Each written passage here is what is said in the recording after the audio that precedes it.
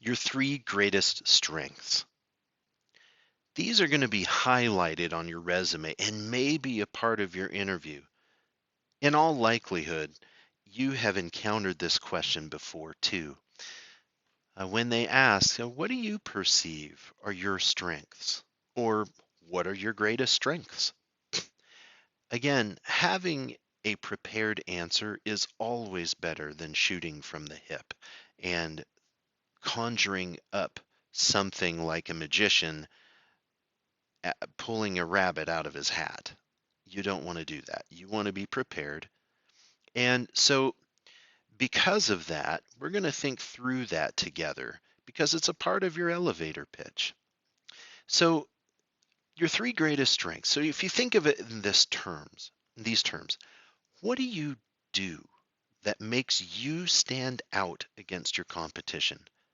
Now, imagine yourself sitting in a room at a flat table. Behind that table are three chairs. They're cushioned, they're comfy, you're in an interview. Across from you is the recruiter or the hiring manager. To the left of you sits competition A, in other words, another candidate.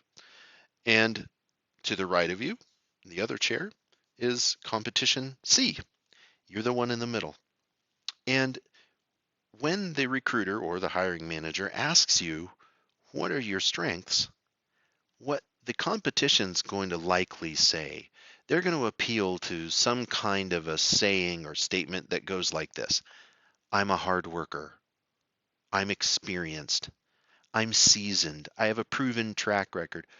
Yada, yada, yada. It's going to put them to sleep. But that's what the other 200 applicants have already said as well. You want to stand out from your competition. So, are you a project manager? Are you a cross-functional team leader? When you consider this, consider a superpower. Consider your strength to be a superpower. So, what's yours? So, if Captain America is the leader, Iron Man is the face or the brawn of the group, and Thor is the thunder and can fly, and Hulk smashes. What about you? If you were on that team, what would be your superpower? You a business analyst? Great. Well, what does that do? You a RN, registered nurse? Awesome. So what do you do? Are you a chief information officer? Awesome. Well, how do you do that? What makes you unique about your position? Think of it this way. How would you explain to a 7-year-old child what you do? I mean, what do you spend your time doing in a day? And how do you create impact on a job or on others? So 7-year-olds understand Avengers. It's simple, but they don't understand Power BI and pivot tables and dashboards and all those things. So strip it down to its bare essentials. How would you explain it, what you do, to a child? Your three greatest strengths need to be something that you are able to respond quickly to and tell a story about. So let's face it, anybody can say that they're president of the United States, but when you tell of your greatest challenge in that role, that will probably inform the recruiter or the hiring manager that you actually are who you say you are, and you've actually done what you say you've done.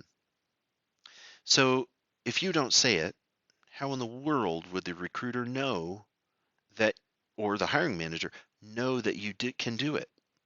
They can't read your mind. You've got to say it in writing as well as verbally. Your three greatest strengths. So tell us a story. Each of those strengths needs to be backed up with a story. I like to use the STAR method. STAR stands for S, situation, T, task, A, action, R, result. So your situation, describe what was going on. When T for task, what was your assigned responsibility or task for that situation? For A, action, what actions did you actually take? What steps did you take in order to carry out your task or responsibility in the situation you found yourself in? And then what was the result of that? Tell us a 3 to 5 sentence story that really does solidify in the mind of the recruiter or hiring manager that you really do have that superpower. Quantify it, put numbers in there, make it tangible, and put some thought into this module, because your 3 greatest strengths leads directly into the next one about crafting your elevator pitch. You ready? Let's go.